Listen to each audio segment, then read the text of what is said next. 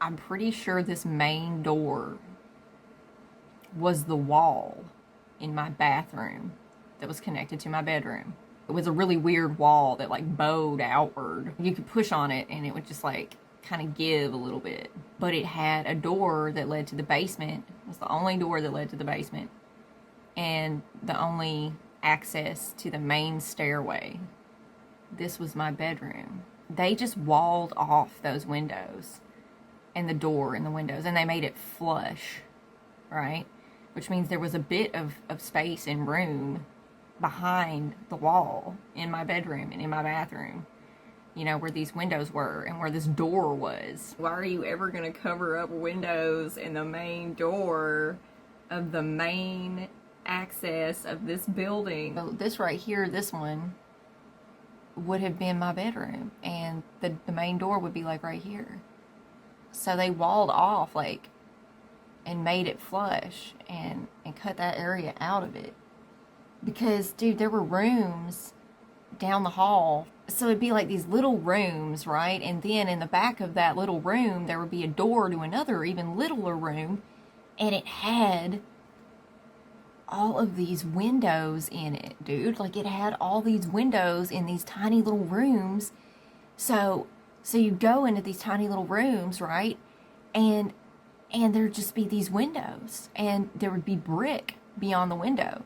So it was a window with just like a view of brick right in front of it. Where were some of the other windows? Like this window down here, I don't know where the hell that window was, because I know what room is supposed to be right there, and there was no window in that room, and it must have just been walled off. And it was just like walled off, dude. You would have to have been a little kid or something 60 something years ago to like remember what that looked like inside. And I've never seen any photos of it. I've never seen any photos of it inside. Like, I've never seen any pictures of what it looked like originally. So this is an example of one of the rooms that was walled off. So I remember this door right here, okay? But I've never seen these pink, like, windows. It was walled off, dude. It was freaking walled off. So if you look at the front of the building from this 2006 or 7 photo, right? This right here was walled in at some point, probably in the 60s. I really don't know when. And it was all brick inside there. But previous to that, you can see it was all open and stuff. So that's what it looked like originally, before it was ever walled in. In this photo, some of the building, like its original layout, was kind of still intact. And so that's the part that was walled in out front. And then this right here, I believe this porch was walled in and made into a room that was my bedroom for a while too. You know, I often kind of wonder, like, does that piss people off? Like, does that piss ghosts off when you modify these buildings? I could understand if it did. So back to my bedroom where they boarded off the windows, right, and made it flush. This is the board right here that I'm talking about. This wood board went way down the length of the wall. Not all the way, but 2 big window sized, okay, lengths down the wall. This door that I'm standing in front of, that's the room where the main doors of the building were, that led to the stairway, led to the basement. That was my bathroom. I don't have a picture of the bathroom, but it was just a pretty small room, and the whole purpose of it was that it led to the basement and it led to the main stairway. So I'm thinking that that's where the main doors were, and these windows were here, and at one time, you know, lots and lots of sunlight would stream through here, and because there were windows and stuff, and it's like, when I lived there, hun, nah. And it would have been really cool, it would have been really nice. I can't even imagine it being the way that it was originally intended to be. Here's a photo of me being a goofball on the couch. Like, Lord. I lived in the front room, living room. This is one of those windows. This is one of the windows that is covered up and changed into something else, is this window. And then my bedroom and my bathroom. The room that my dad chose to be my parents' bedroom was a large room with high ceilings and an archway door that led into like the main office and the front entrance area. So the room that we moved into was like right here. This room, dude, was different than the rest of the rooms. It was different. And it makes me wonder if like this section here or something wasn't the original house that the hospital was then like built onto that. Because, man, that room that was my parents' bedroom that I was like 4 or 5 or something, I don't know. I just know that I slept in that room with them.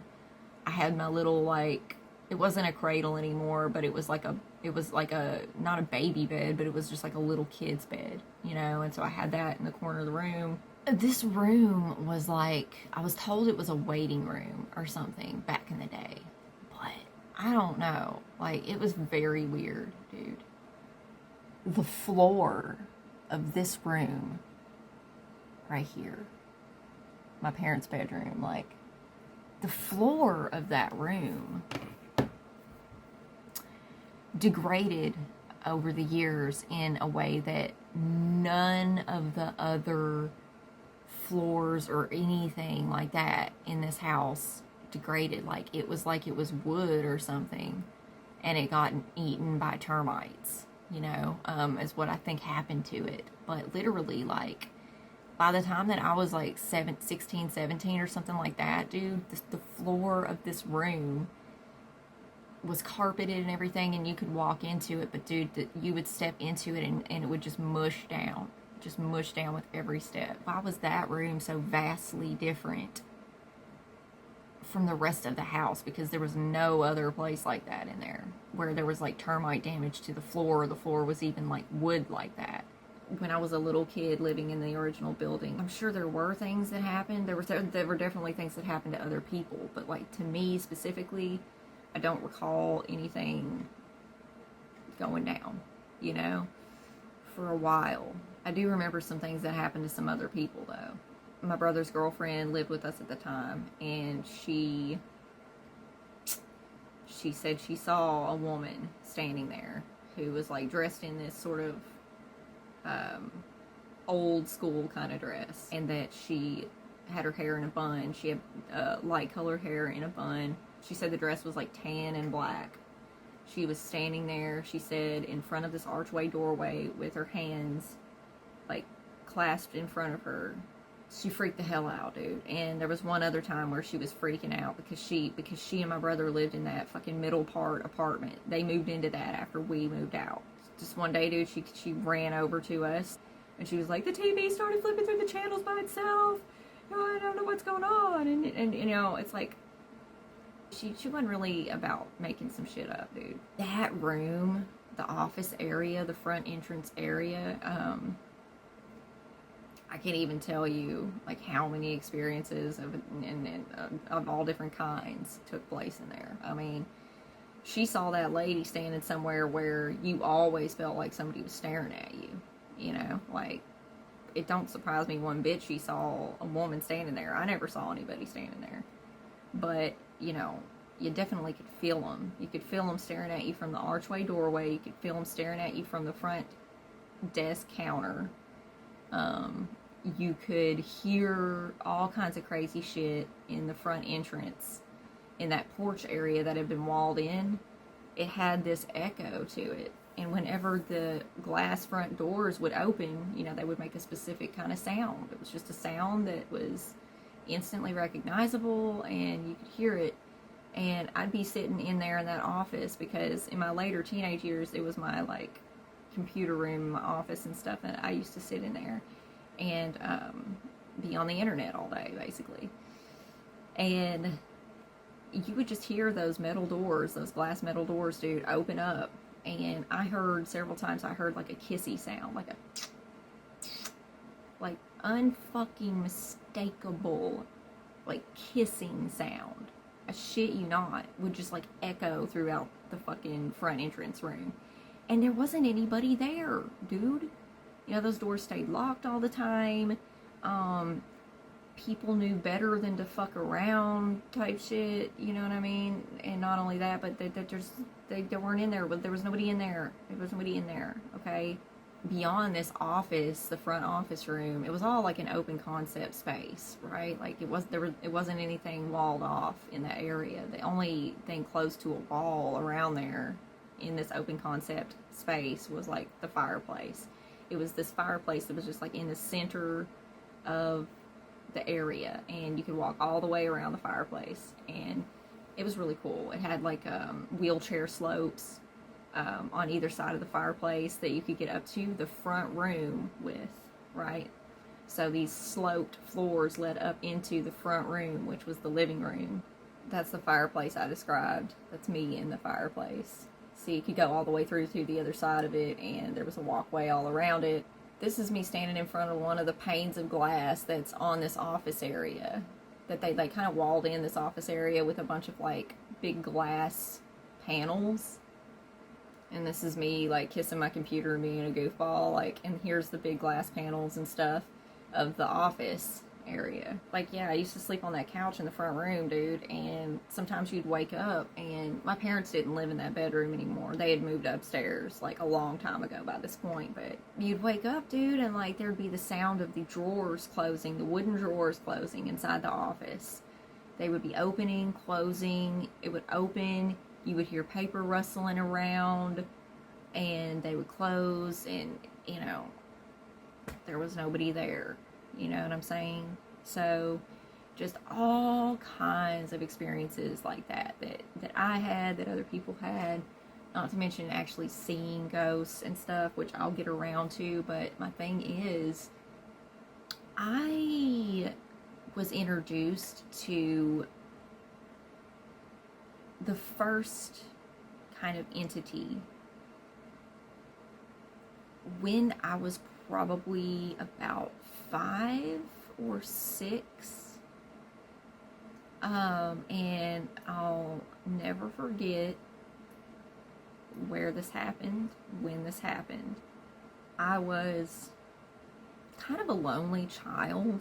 My brothers were older than me, and, you know, they were like not around. They were like, you know, teenagers out doing their thing. My parents worked. I was in my parents' bedroom in that room beside the office. I was playing, and I was just like thinking about being alone and like how I'm alone. But at the same time, I didn't feel alone. And this, the best I can say is entity, right?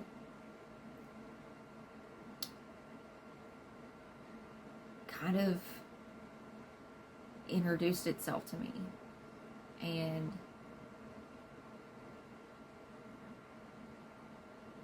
it's very hard to explain like how this happened and like how this took place and what it was like, you know, because it wasn't physical. It wasn't a physical thing. It was like telepathic. Sometimes telepathy and psychic thoughts and stuff are not in like complete freaking sentences and statements. Sometimes it's just a feeling, sometimes it's a couple words, sometimes it's just a name, you know, stuff like that. So this entity made itself known to me and let me know that it was actually, it was there, and actually, despite what it looks like, you ain't alone, kid.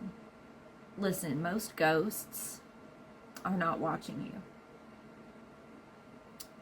Most ghosts are what I call a stain on the fabric of space-time. And sometimes when the veil is thin or things are aligned just right, you can see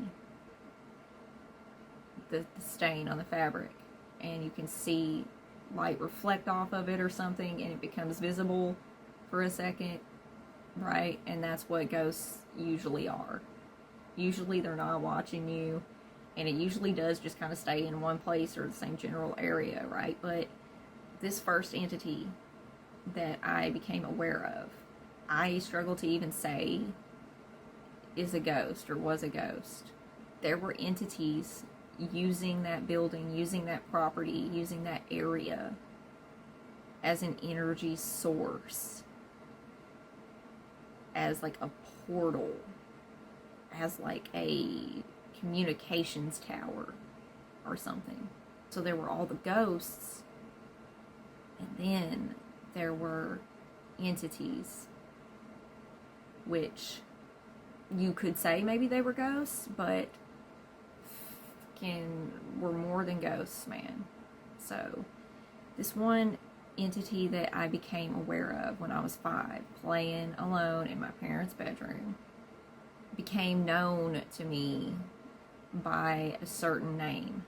And there were years that would go by that I wouldn't really think about this entity with this name, you know, whatever, like that. I wouldn't think about it, or nothing would happen that would like really remind me of it. It was only later on down the line, when I was like 12, 13, 14, so on, right, that this entity would come back into play. Ghosts don't really be watching you, or maybe they can. I don't know. They can certainly, I'm sure, see you sometimes, just like you see them sometimes. But they're not like able to see you all the time, right? These entities, man, fucking are. Okay?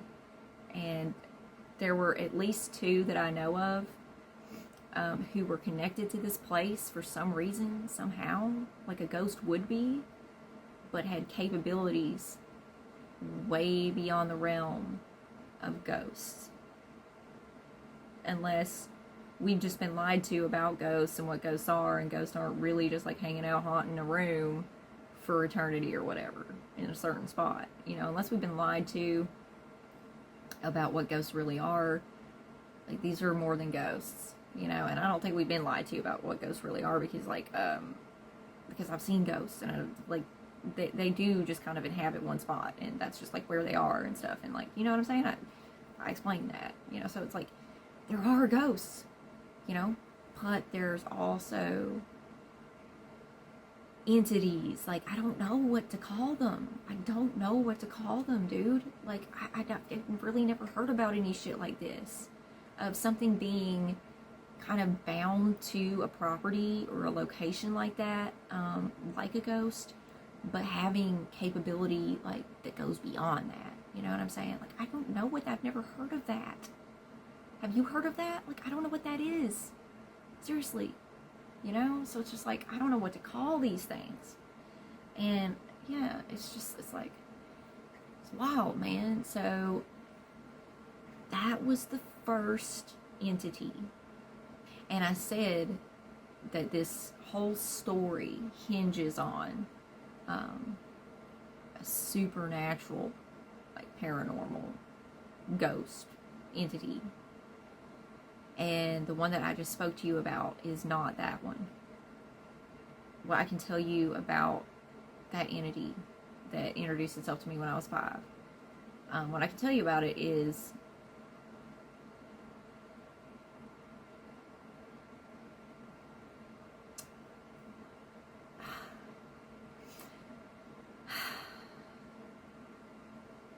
that it remains with me to this day, but it is not quite as strong as it used to be.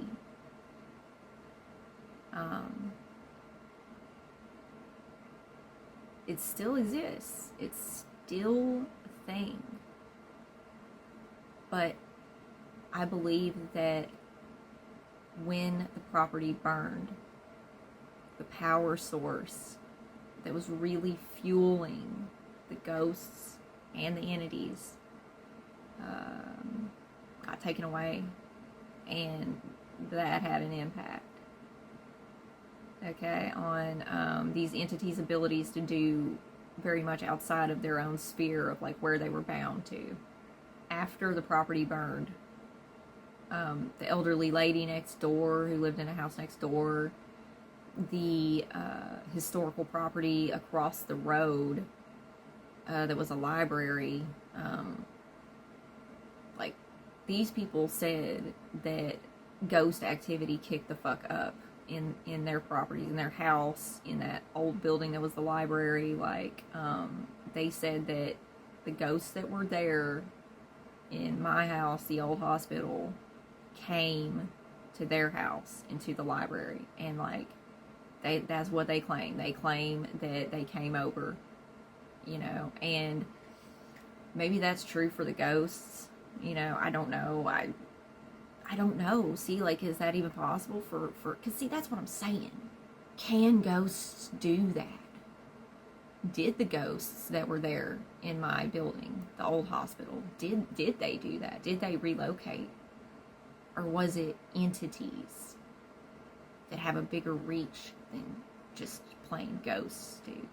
Because I've been in that library and I've been in that old lady's house, and I can tell you, like, yeah, these are historical properties too, especially the library. But you ain't getting the energy source that you were getting from my fucking house. Like, that building and everything that it represented, stood for, everything that ever happened in it, honey, you ain't getting that energy from the freaking library or this old lady's house. So they must have been really fucking jonesing, okay, if they went over there and that was all that they had to go to, you know. That's like fucking dire straits right there, you know what I mean? I'm not trying to be funny about it, but it's just like for real, you know. So if that's true, and they really went there to try to pull some energy or something, it's like, I don't know what is the nature of these entities. So I'm gonna wrap it up on a note that's gonna make me seem totally insane.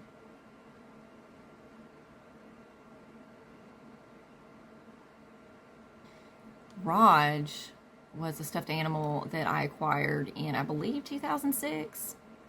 And got him at, like, the store. It was some weird shit, like Lowe's or something, that just randomly had these huge stuffed teddy bears. And, you know, my dad bought him for me. So, I didn't acquire Raj until I was like 16. Right?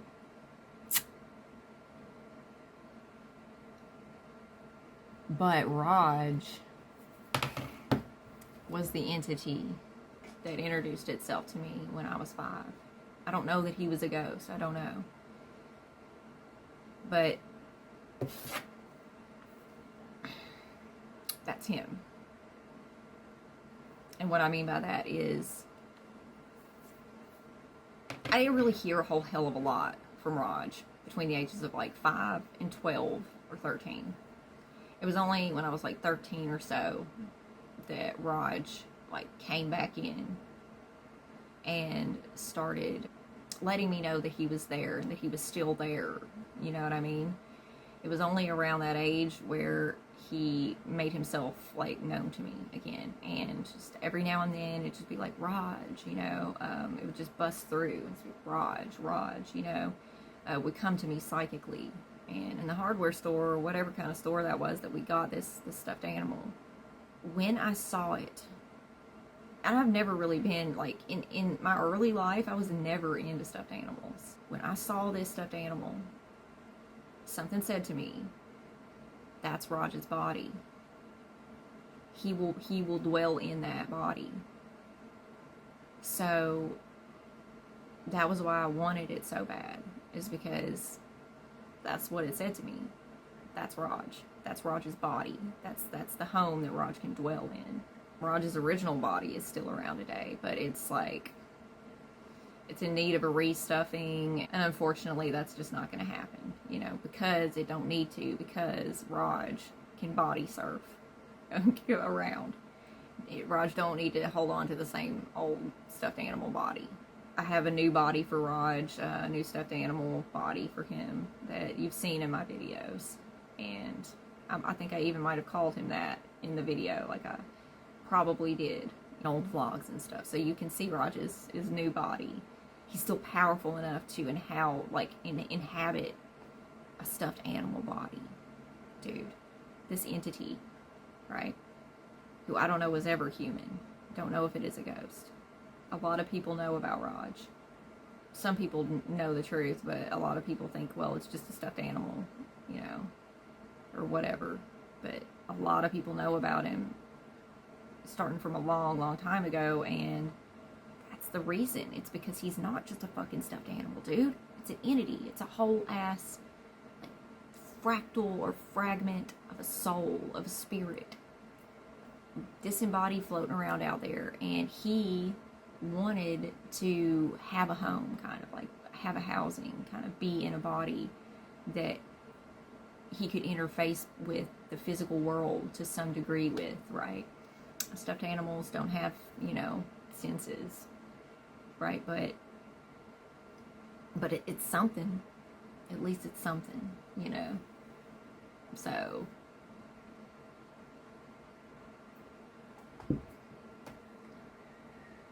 I don't know what you're going to think of me after this, or if I should even share this part of it.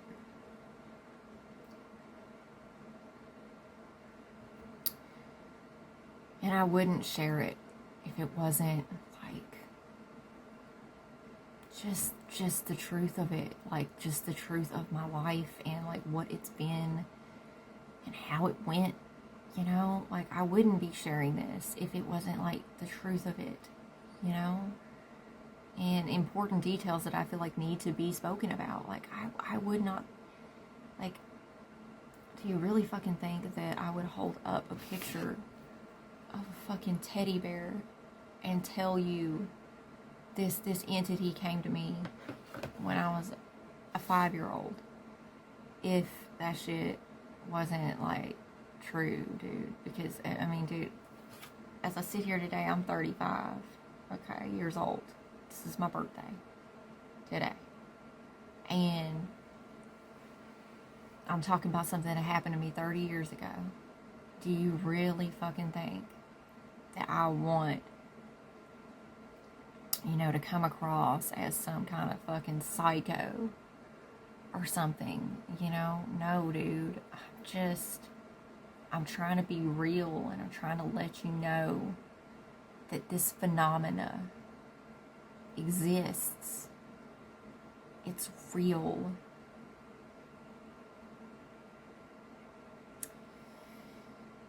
And I do have a lot of things to say about ghosts, and I have a lot of ghost stories to tell, and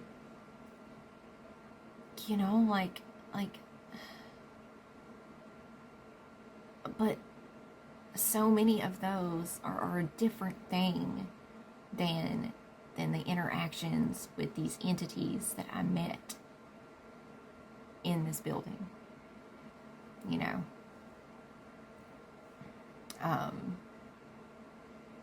the ghost stories are just that. They're ghost stories. They're stories about ghosts who likely were bound to like one area and didn't have a lot of capability beyond that. There's a lot to unpack. There's a lot to tell you. And if you think that this is crazy, what I'm going to have to be telling you about from this point forward ain't gonna help with you thinking that this is crazy. If this kind of stuff is something you've experienced and it scared you and you want to stay away from it, you don't want to be triggered by it, if you simply just don't believe this, if you have any type of resistance, like real resistance, about hearing what I'm going to be telling you in future sessions, don't watch it. But if you want to know,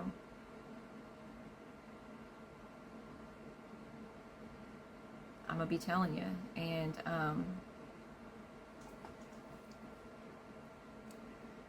I pray that this is really what God wants me to do. I know it is. Because I've just been urged to do this, to write this story, to get this out there for so many years, a decade, more than a decade. God help me. I know that this is what God wants for me to do. And so I pray for protection during this process of me doing this and getting this information out and recounting all of this. I pray God protects me and that I am able to successfully release this information to the world, to see this go live and to know that I've done it and it's out there. I just want accuracy and accurate information and details. I don't want to get ahead of myself, but I also feel an urgency to get there. Just hope that it ain't too long before we get there, because I feel like this is like important to do soon and quickly.